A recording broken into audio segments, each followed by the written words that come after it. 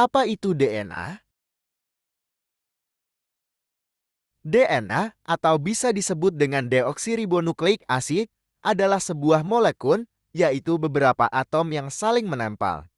DNA adalah cetak biru atau resep dari makhluk hidup. Mengapa demikian? Untuk mengetahui hal tersebut, kita harus mengetahui apa itu asam amino. Asam amino adalah sekumpulan zat kimia yang sangatlah penting bagi tubuh kita. Dia bisa disebut dengan bahan dasar dari semua makhluk hidup.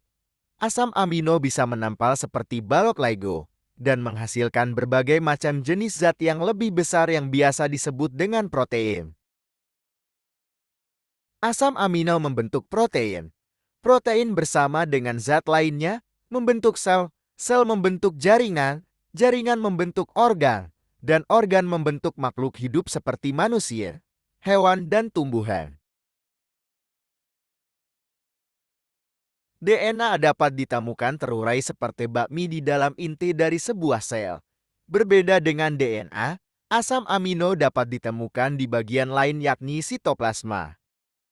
Untuk membantu DNA berinteraksi dengan sitoplasma dan mengubah asam amino menjadi protein, zat yang terdapat pada inti sel membuat sebuah salinan DNA yang tidak lengkap yang bisa disebut dengan RNA. RNA atau bisa disebut dengan ribonukleik asid ini memiliki bentuk yang mirip seperti DNA namun dia lebih pendek dan hanya memiliki satu sisi. Karena ukurannya lebih pendek dari DNA memungkinkannya keluar dari pori-pori inti sel dan menuju sitoplasma dan masuk ke dalam ribosom.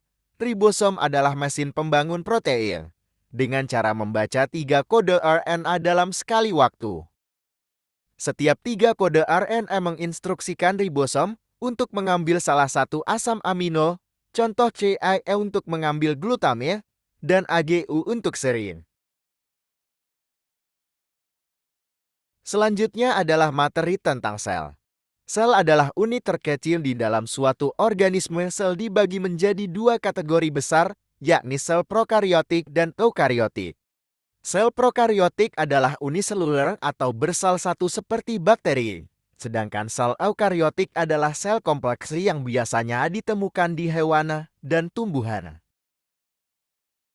3 sel ini memiliki perbedaan. Sel prokariotik memiliki organel berupa flagella yang berfungsi untuk alat penggerak sang.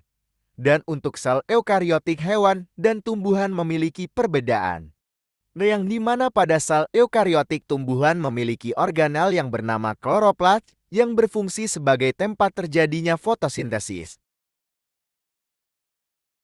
Di dalam tubuh manusia, terdapat 23 pasang kromosom, dan setiap kromosom mengandung untaian panjang DNA.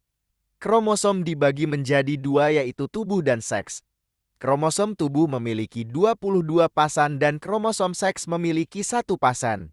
Kromosom tubuh menentukan pewarisan sifat, spesies, dan penyakit, sedangkan kromosom seks untuk menentukan jenis kelamin. Menurut hukum Gregor Mendel, pewarisan gen manusia dibagi menjadi 2 yakni fenotipe dan genotipe. Fenotipe ialah pewarisan gen yang dapat dilihat dari warna rambut, warna kulit, tinggi badan, dan lain-lain. Sedangkan genotipe ialah pewarisan gen yang dapat dilihat dari sifat seseorang yang diturunkan dari orang tuanya. DNA pada makhluk hidup dapat kita ketahui melalui DNA barcoding.